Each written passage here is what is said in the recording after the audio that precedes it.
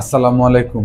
আশা করি আপনারা সবাই ভালো আছেন। যে যেখান থেকে আমার ভিডিওটা দেখতেছেন সবাইকে আমি আরো একবার ওয়েলকাম করছি। আজকে আমি একটা বিষয় নিয়ে কথা বলবো, সেটা হচ্ছে যে আমরা খুব সহজেই বাংলাদেশের মানুষ, সাধারণ জনগণ, মানে কিছু থেকে কিছু হলেই আর কি, পান থেকে চুন খসলেই আমরা প্রশাসনের লোকদের দিকে আঙ্গুল তুলি। কিন্তু আসলে একবার চিন্তা করে দেখেন যে আপনি মানুষ হিসেবে কতটুকু সচেতন।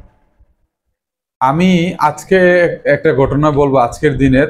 তো আমার হচ্ছে মোটরসাইকেল আছে, সাধারণত আমি মোটরসাইকেলে যাতায়াত করি সব জায়গায়। তো মোটরসাইকেলটা একটু প্রবলেম হওয়ার কারণে আমি মোটরসাইকেলটা নিয়ে নেই আজকে। তো আমি যখন সিএনজিতে করে যাচ্ছিলাম, আমি বরিশালে শহরে যাচ্ছিলাম আমার বাসা থেকে।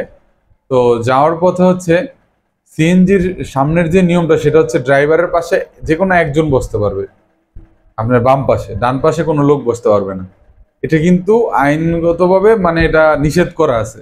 বা এখানে বরিশালের যারা প্রশাসনের লোক আছে, পুলিশ আছে, তারা এটা দেখলে বা এটা করলে তখন তারা এটার বিরুদ্ধে ফাইন করে আর কি, মামলা দেয় বা জরিমানা করে। তো এটা নেওয়ার কথা না।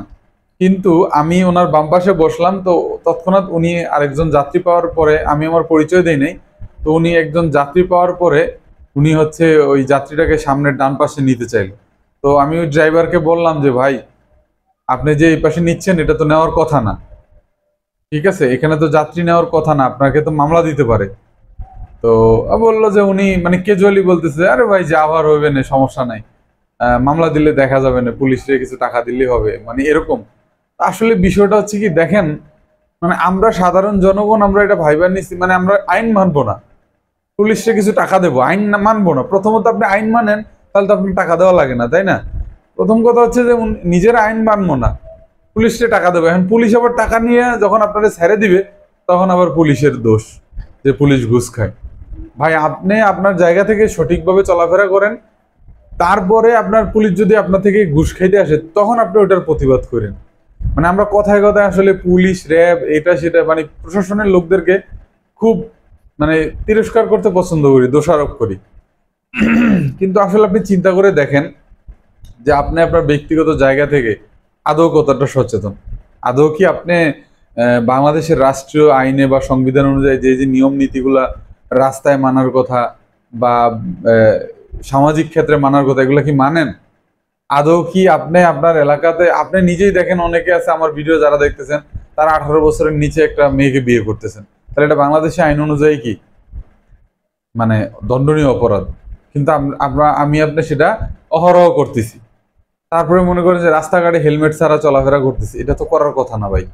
এখন আপনি এটা করলেন না, আপনি আপনার বোনকে বা আপনার একটা মেয়েকে বাল্যবিবাহ করতেছেন, সেখানে পুলিশ এসে প্রশাসন উপস্থিত হইলো, সেখানে আপনি টাকা দিয়ে পুলিশকে বিদায় করে বিয়েটা করলেন বা বিয়েটা দিলেন, সেখানে আপনি দোষ ধরতেছেন কি পুলিশ ঘুষ খাচ্ছে। আরে ভাই আপনি বিয়ের আয়োজন করলেন কেন? আপনি 18 বছরের নিচের একটা মেয়েকে বিয়ের আয়োজনটা করলেন কেন সেটা বলেন। আপনি বিয়ের আয়োজন না করতেন, পুলিশও খবর পাইলো না, পুলিশ আসলো না, পুলিশকে ঘুষ দেওয়া লাগলো না। খুবই সহজ ইকুয়েশন।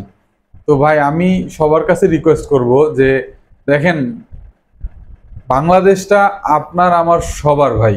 এখানে কোনো একটা নিজস্ব গোষ্ঠী বা কোনো একটা সমাজ একার পক্ষে কখনো বাংলাদেশকে সুন্দর, সুশৃঙ্খল এবং উন্নত এবং সভ্য দেশে পরিণত করতে পারবে না ভাই। আপনার আমার নিজেদের জায়গা থেকে নিজেরা ভালো হতে হবে। প্রথম ভালো হতে হবে, নিজেরা আইন মানতে হবে এবং আইনের প্রতি শ্রদ্ধাশীল থাকতে হবে, এবং যেটা করা দরকার সেটা করব, যেটা নিষেধ আছে সেটা করব না। তাহলেই ভাই একটা সময় বাংলাদেশে সুখ শান্তি এবং সোনার বাংলাদেশ যেটা বলি, শান্তিময় একটা বাংলাদেশ হবে ইনশাল্লাহ, বিনির্মাণ করা সম্ভব। এখানে আপনার আমার সবার প্রচেষ্টার প্রয়োজন আছে ভাই। তো সবাই আমার যারা ভিডিওটা দেখবেন, দেখতেছেন, সবার কাছে রিকোয়েস্ট থাকবে নিজ নিজ জায়গা থেকে আইনের প্রতি শ্রদ্ধাশীল হন, আইনের মানার চেষ্টা করেন, এবং আমাদের এই দেশটাকে এগিয়ে নিয়ে যাওয়ার দায়িত্ব আপনার আমার সবার।